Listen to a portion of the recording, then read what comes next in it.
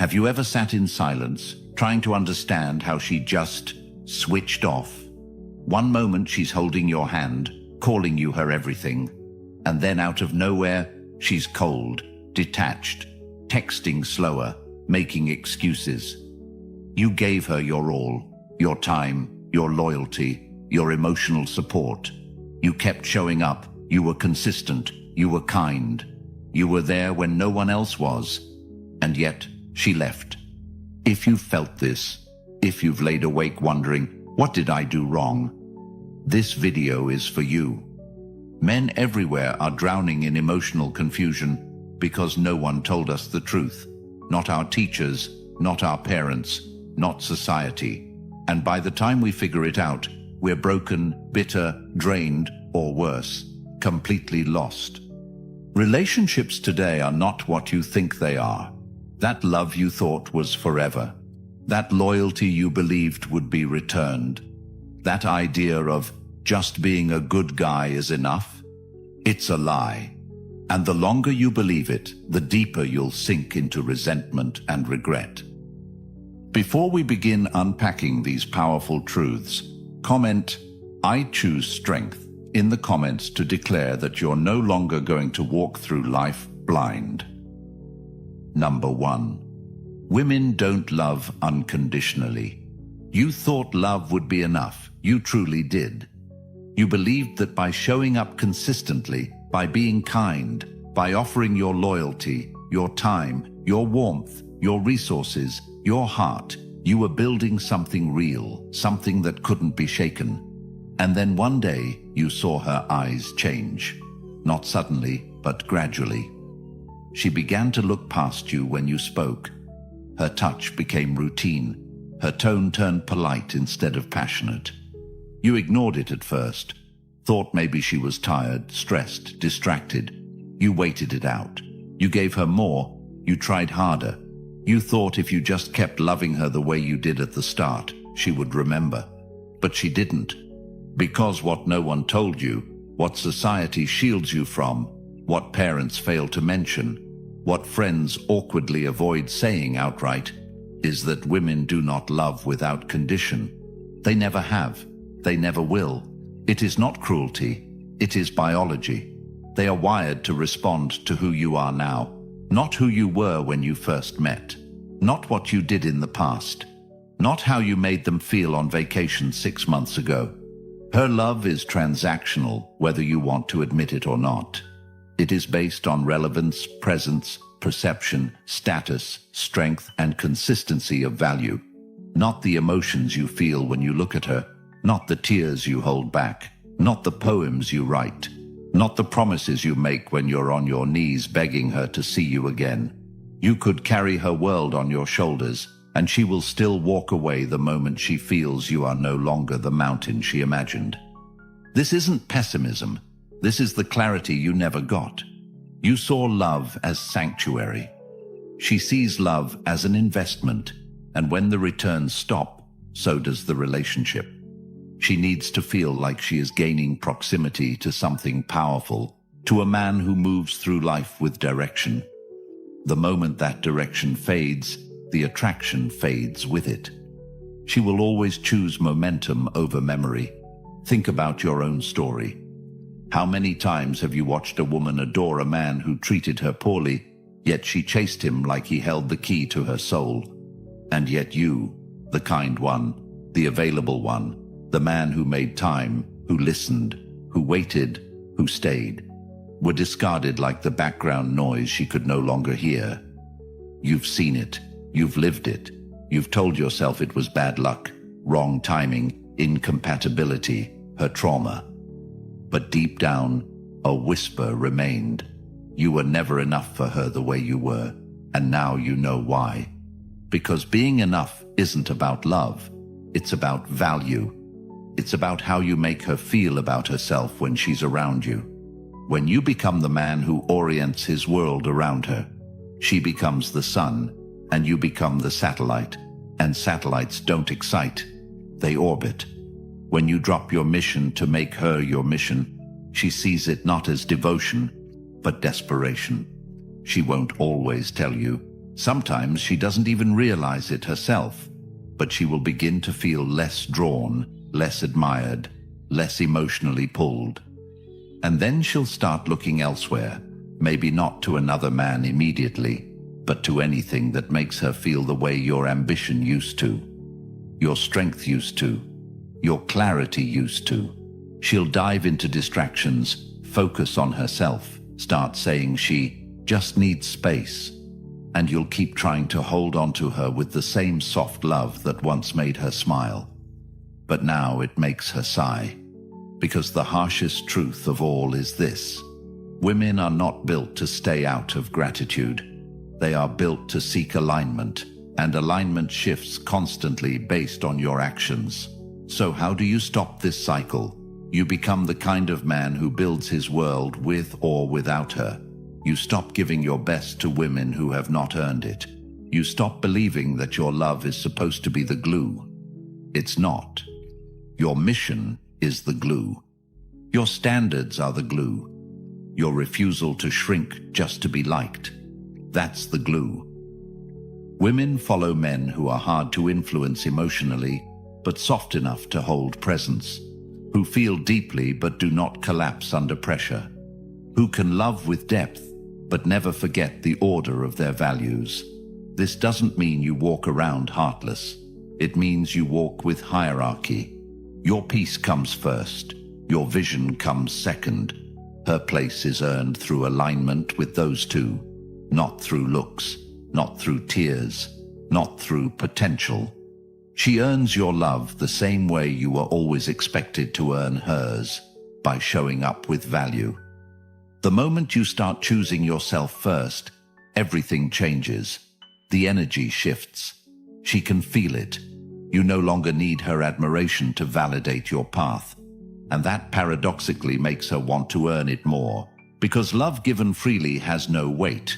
Love protected by principle that demands reciprocation, that maintains standards, that's the love she cannot walk away from. Not because it's manipulative, but because it's rare. You were born into a world that told you to seek peace through people. But peace is internal. It's earned by the man who knows that he is not defined by who stays or who leaves, but by who he remains, regardless. When you love from abundance, you no longer fear abandonment. When you operate from clarity, rejection no longer ruins you. It reveals what is misaligned. And that's freedom. That's where you begin. Number 2, nice guys are her last choice. You grew up believing kindness was the key, that if you were gentle, respectful, understanding, always available, that one day someone would see you for the rare, good-hearted soul you are. You thought love was something earned through quiet sacrifice, that the more you gave, the more you would be chosen. So you spent years being the shoulder to cry on, the man who answered every late-night call, the one who never interrupted, who always paid, who waited patiently while she explored every other option. And in the back of your mind, you told yourself, one day she'll see. One day she'll realize I'm the one who never left. But she didn't. She never did. Because women don't fall for consistency. They fall for presence, for polarity, for energy that challenges them, not coddles them. And you, in your quest to be the man she said she wanted, became invisible. You blended into the emotional background. You were safe, predictable, sweet, but you didn't make her feel. And women don't stay where they feel nothing, no matter how logical, no matter how stable, no matter how generous the man is. She craves tension, a dance of strength and depth, not a quiet contract of unspoken servitude. You became the emotional sponge she leaned on when the men she truly wanted broke her heart. And she thanked you for it. She told you you're such a great guy. She told you she wished she could love you the way you love her. And those words felt like daggers wrapped in silk, because they sounded like praise, but they echoed as rejection. You were the backup plan, the plan B, the emotional placeholder until she found someone who made her heart race instead of relax. And the irony is, she didn't even mean to do it maliciously. You trained her to see you as secondary. You set the tone. You agreed to the friend zone. You laughed off your own boundaries. You said, "I just want you to be happy." Even when she walked past your worth like it was disposable. And she did. Because she could. Because you let her. Because being nice, without the spine of self-worth behind it, isn't kindness. It's self-abandonment. Women don't respect men who abandon themselves. They use them. They talk to them. They ask them for favors. But they don't feel the pull of deep desire. That pull comes from a different place. From a man who speaks truth, even when it's uncomfortable. From a man who says no without explaining. From a man who doesn't apologize for taking up space. From a man who is kind, yes, but not at the cost of his power. You thought being the one who understands her would win her heart. But she never wanted someone to understand her. She wanted someone who could lead her. And you can't lead when you're constantly following her emotions. You can't lead when your schedule bends around her whims. You can't lead when your entire identity is wrapped around making sure she's okay. You're not her protector. You've become her emotional assistant. And she doesn't crave that. She might lean on it. She might depend on it. But she doesn't desire it. Desire is built on distance, on presence, on unpredictability. Not in your character, but in your energy. She wants to feel like she can lose you if she stops showing up. The moment she feels like you'll always be there, no matter how she treats you, the desire dies. And it doesn't come back. No amount of flowers, texts, sweet gestures, or heartfelt messages will resuscitate what was never rooted in tension. If you're the nice guy, the truth is, you trained her not to want you. But here's the liberation. You can retrain the world to see you differently. Start by drawing lines, not with rage, with clarity. Start by valuing your time, not as currency for affection, but as proof of your standards. Stop being the emotional first responder for women who never earned your devotion. Let them wonder where you went. Let them feel your absence. Not to manipulate, but to honor the value of your presence. Shift your energy inward. Create, move, build. Not for her, for you. Because the more you become the man you've always imagined, the less you tolerate being anything less in the eyes of others. That's how attraction works. When you stop begging to be seen, you become impossible to ignore. The nice guy dies when the man inside him wakes up. When he finally decides that being wanted is not the same as being needed. That love isn't a reward for obedience, it's a reflection of alignment.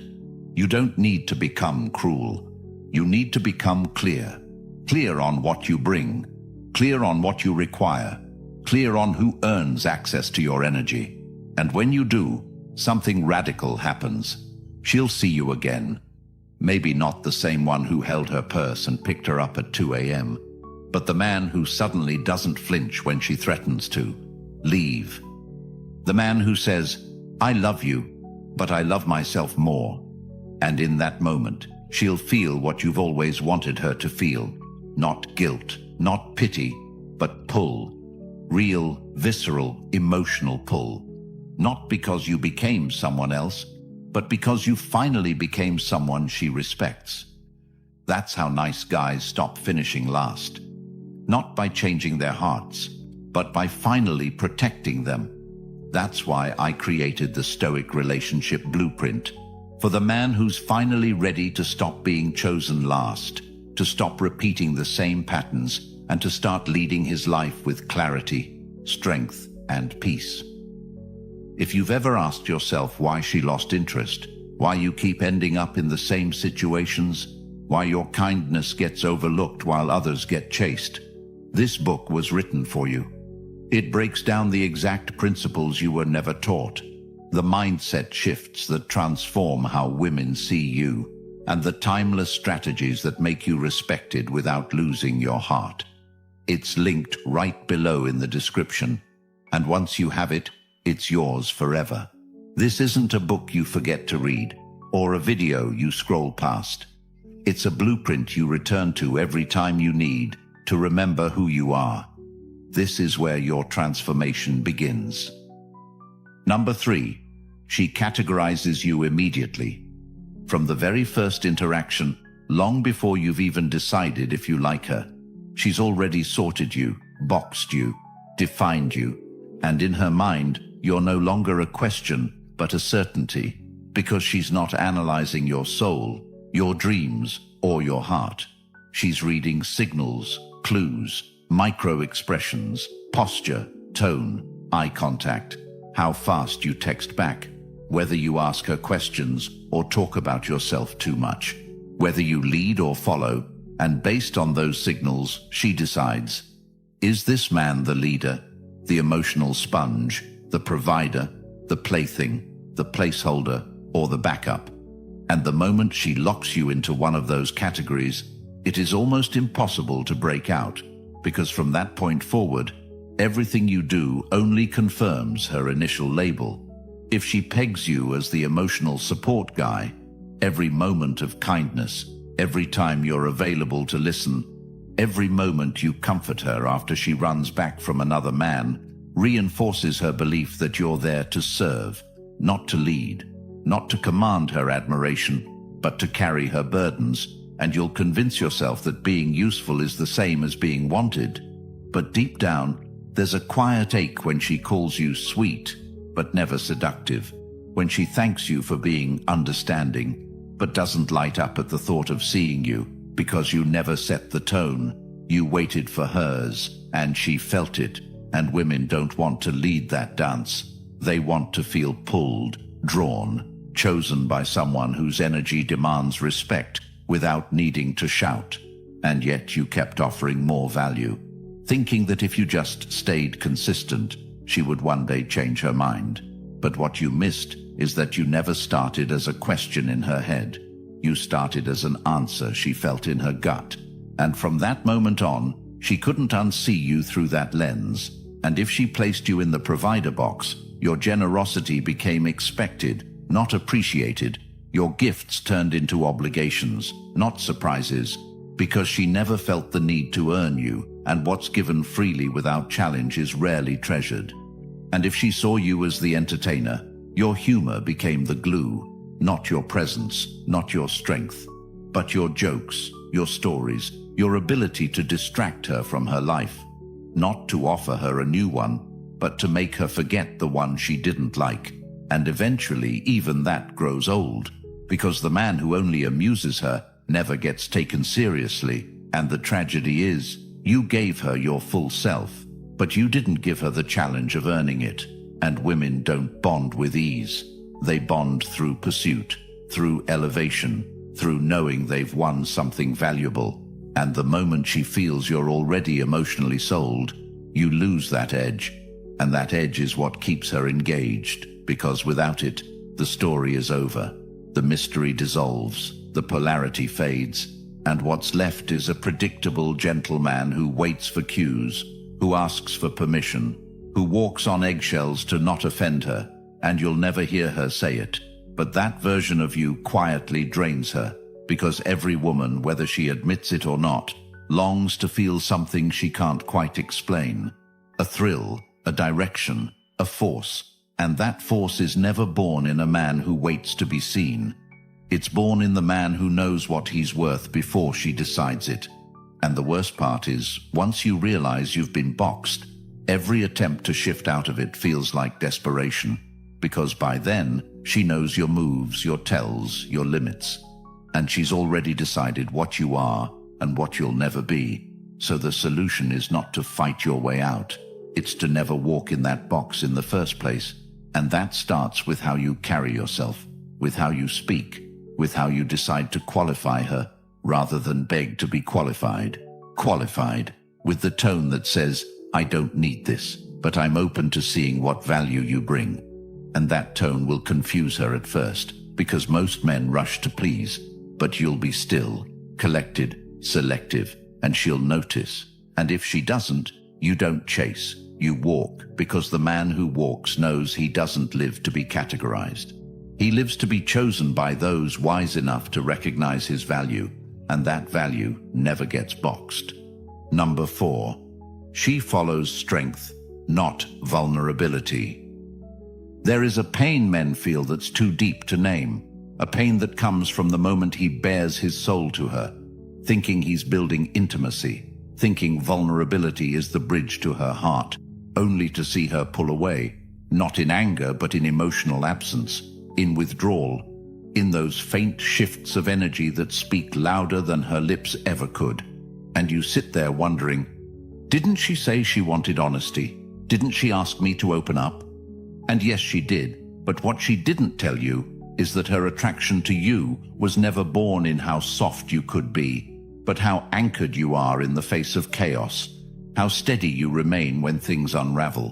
Because when you expose every scar in the hope of closeness, when you place your burdens at her feet and hope she'll carry them with you, what you may not realize is that she starts to see you not her rock, but as her project. And she never signed up to be your therapist, your mother, or your emotional caretaker, even if she said she could handle it.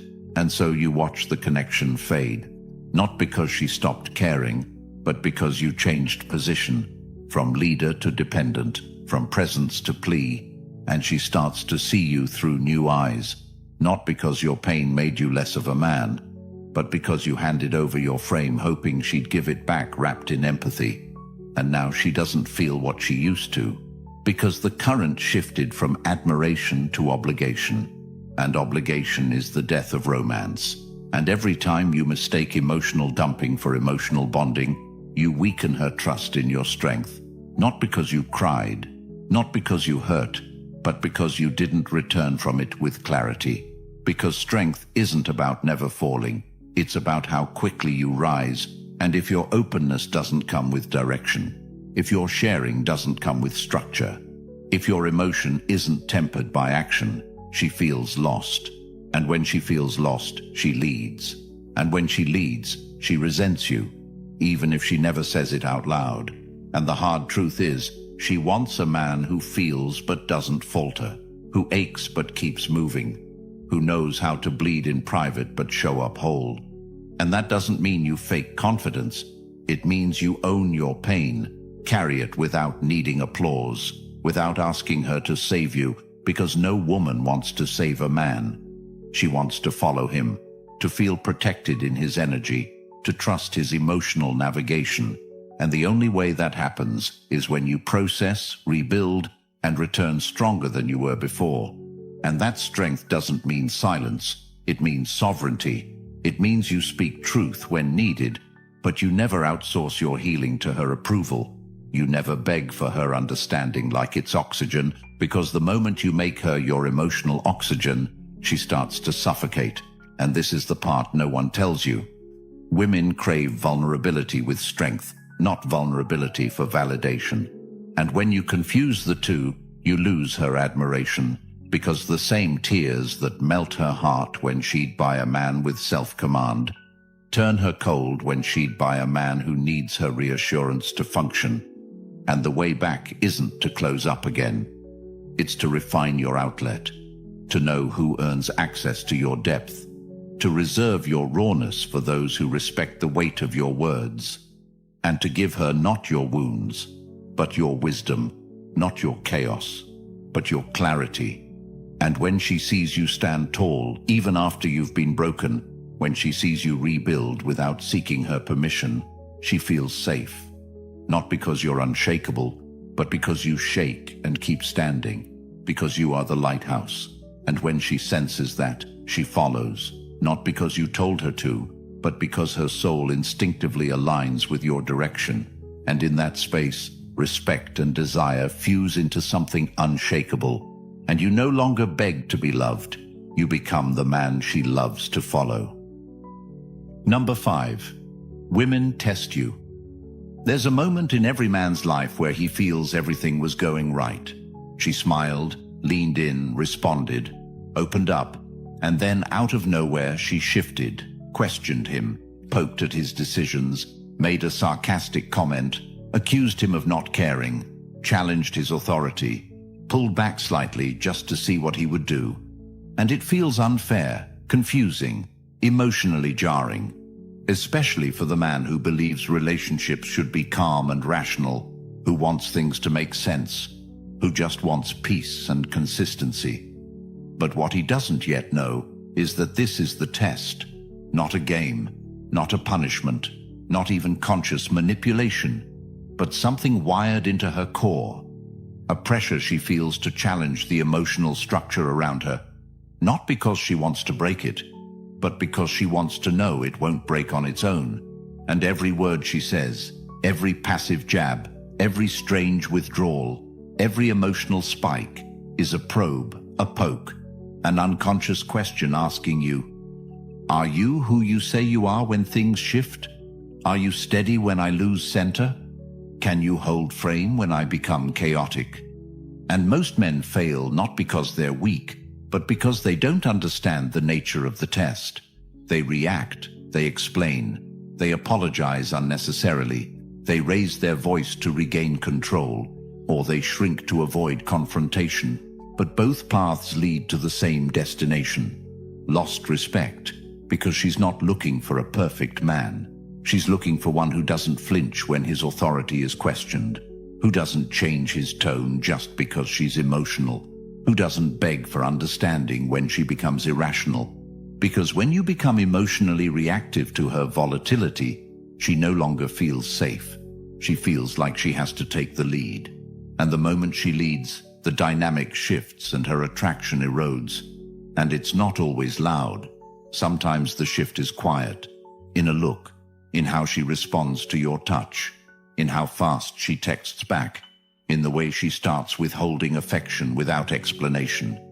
And it's in these moments that most men panic, not because of the withdrawal itself, but because they fear what it means. They feel the loss of validation, the loss of comfort, and they try to repair the bond with words, with gifts, with desperate gestures, not realizing they're failing the one test that matters. Can you stay composed when the relationship tilts? Can you keep your center when she spins off hers? Because what she's actually searching for is proof that she doesn't need to mother you emotionally, that your masculinity isn't a mask that falls the moment tension rises. And when you learn to see these tests for what they are, you stop reacting and start leading. You don't explain your worth.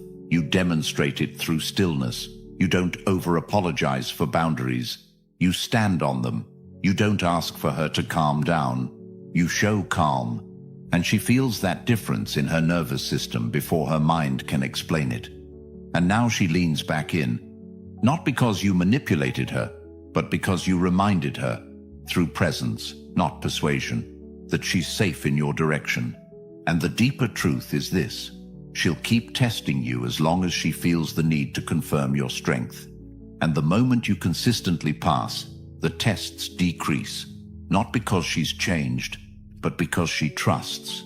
And the only way to earn that trust isn't through comfort, but through consistency.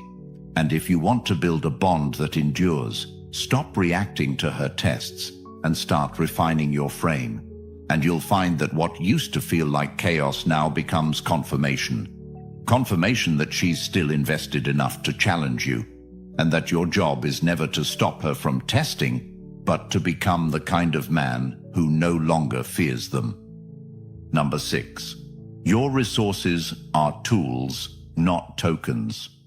There's a harsh awakening that most men never see coming, and it starts when they realize that everything they've given, every dinner paid for, every trip booked, every favor done, every time they covered the bill without hesitation, wasn't building love. It was building an expectation, a lifestyle, a habit in her mind that this is just who you are, that you provide, that you'll always step up. And slowly, without words, she begins to see you less as a man and more as a source of stability, a source of experiences, a source of comfort. And it doesn't happen all at once, but over time, her gratitude turns into indifference, her appreciation into entitlement, and you find yourself doing more, giving more, hoping she'll smile the way she used to, but she doesn't. And it's not because she's heartless, it's because you trained her to see your giving not as value, but as currency to be expected. And now, when you pause or hesitate, she gets upset. Not because you owe her, but because that's the dynamic you established. And now you feel stuck, resentful, unappreciated. Because deep down, you know she wouldn't be this loyal if the money stopped, if the favors dried up, if the lifestyle you gave her suddenly reset. And you lie to yourself saying she loves you for you, but you feel the truth in the way she lights up more at gifts than at your presence, in the way she says thank you but avoids intimacy, in the way she talks about your success more than your soul. And this is where men collapse, not because they're broke, but because they realize their wealth never made them wanted. It made them useful, and usefulness without emotional leverage is not love. It's logistics, it's economics, it's a transaction. And the longer you stay in this cycle, the more you erode your worth in her eyes, because she doesn't fall in love with your resources. She falls in love with how those resources are tied to your identity, your vision, your values. And when you give without boundaries, you communicate that her affection is more important than your self-respect. And that imbalance slowly poisons the bond, because deep attraction isn't built on what you provide, but on who you become when you do it with purpose, and when you reclaim that purpose, when you use your resources as tools, not to win her over, but to amplify experiences that are already rooted in genuine connection. You shift the dynamic from dependency to respect. And that respect is the only real path to sustained intimacy, because once she senses you value your energy more than her approval, she starts treating your giving as a privilege, not a right. And now she leans in, not because of what you offer, but because of how rare it is to find a man who offers with intention, not desperation. Number 7. Her actions are her real words. There comes a point in every man's story where he clings to what she said more than what she did, where her sweet nothings echo louder than her cold distance, where the memory of her words, "I love you, I'll never leave, you're my everything," hold him hostage while her actions erode every piece of his soul. And he tells himself she's just busy, she's stressed, she's figuring things out. But deep down, he knows, because her body language shifted, her texts got shorter, her kisses became colder, her presence turned into obligation. And still he hopes, because to accept that she's left emotionally is to admit that everything he believed about love was built on illusion. But the truth is brutal. Words mean nothing if they're not backed by effort. And women speak with energy long before they open their mouths. And when you stop watching her lips and start watching her behavior, you'll see the truth you've been avoiding. She checks out in phases, first in curiosity, then in engagement, then in loyalty, and the final phase is contempt. And by the time you notice, she's already left you in her mind, and nothing you do, no grand gesture, no emotional confession, no act of desperation will bring her back. Because you waited too long, you ignored the signs, you let your emotions blind your perception. And now the cost isn't just her presence, it's your self-worth, because you gave more trying to repair what wasn't yours to fix.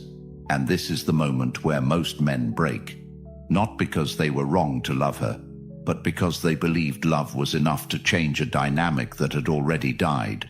But when you start honoring actions over promises, when you stop tolerating inconsistency just because you're afraid to be alone, you step into a new version of yourself, one who doesn't chase words but values patterns, who doesn't believe potential but requires demonstration. And in doing so, you raise your standard not just for women, but for yourself.